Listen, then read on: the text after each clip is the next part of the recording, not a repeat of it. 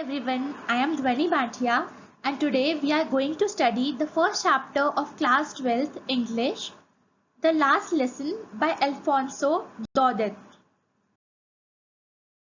Alfonso Daudet was a French novelist and a short story writer. This lesson, the last lesson, tells us about the scenario in France after the Franco-Prussian War that happened around 1870 and 1871. Prussia had won the war and had occupied two districts of France, Alsace and Lorraine. At that time, Prussia had three states, Germany, Poland and some parts of Austria. The narrator of the story is a boy named Franz, who generally dislikes to go to school, and that morning he was late for school. He was scared as he has not learned the topic named participles given by Mr. Hamel, their French teacher. He wanted to bunk the school and he wanted to enjoy the warm weather. There were birds chirping, the noise of Prussian soldiers could be heard, but then he decided to attend the school.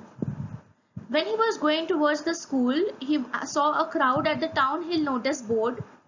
The war with Prussia that we have talked about was going on, and it was around the year 1871.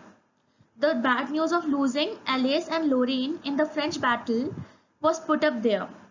Then thinking about it, Franz continued to walk towards the school, and there was a blacksmith. He told that he had plenty of time to go. Franz thought that he was making fun of him as he was already late.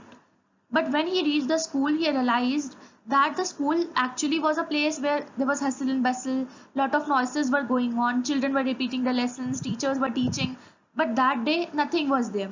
There was immense silence and it appeared that it was Sunday. He peeped inside the class fearing a beat and he was ashamed because he was late for the school. But M. Hamel politely told him to sit on his place.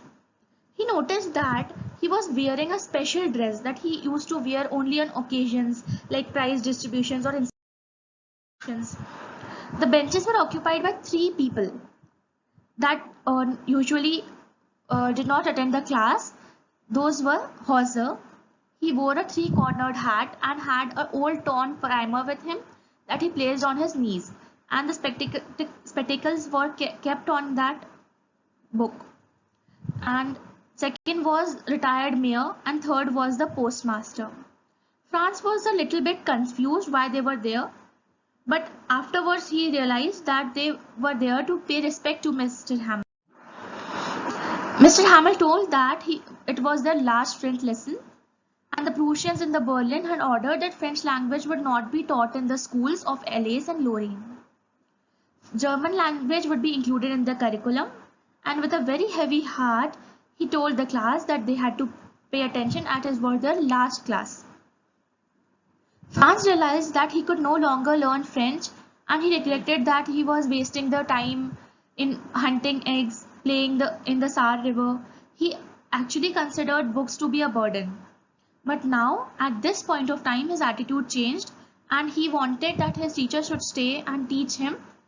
Even if he was short-tempered and strict, he respected him now. M. Hamel had been teaching in the school for the past 40 years and the village men came there as they also did not study when they were small. And they also wanted to show respect to M. Hamel, and they were sad because they were not able to speak or write in their mother tongue. Then the teacher calls out Franz to recite the topic of participles. He wanted to do that without any mistake, fluently, but as he did not know the lesson, he was very much ashamed. M. Hamel did not scold him and told that Franz's parents were unwilling to send him to school. They wanted him to work at a farm or a mill. And M. Hamel also told that he used to send him to water the plants at his home or declare a holiday and then he would go to fishing. M. Hamel praises French language as the most beautiful language of the world and it is the only way to free oneself from the prison of slavery. Knowing mother tongue is a tool that could be used to fight domination. Franz understood each and every word that day which was taught to him in the grammar lesson. He was very attentive and there was a air of patriotism in the class. Everyone was busy writing. No one bothered to hear the noise of the pigeons scratching the roof or the other noises. They concentrated on their work. Franz thought that would Prussians be able to force the pigeons to cuckoo in German language? Language comes naturally and it can't be forced.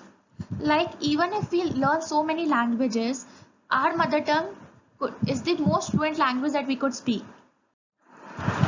Hamel tried to inculcate all the memories of the class before leaving. He had seen the walnut trees grow, vines climbing on the roof. 40 years is a big time. And now he felt that his heart broke and he was very sad. His sister packed their luggage as they had to leave the next day. Then he taught history to the class and then phonetics. Franz, the narrator, he referred to the class as babies because they were mesmerized and they quietly listened to all the teachings. Horser had tears in his eyes. Clock struck 12 and the prayer song began. The Prussian soldiers could be heard walking towards their houses. Hamel was very sad and depressed and was overwhelmed. He wanted to speak much, but he was not able to speak a word at all. With a heavy heart, he wrote on the board, Viva la France. The word Viva la France means long live France. And the last lesson did. Thank you so much for listening to me. Give a nice feedback.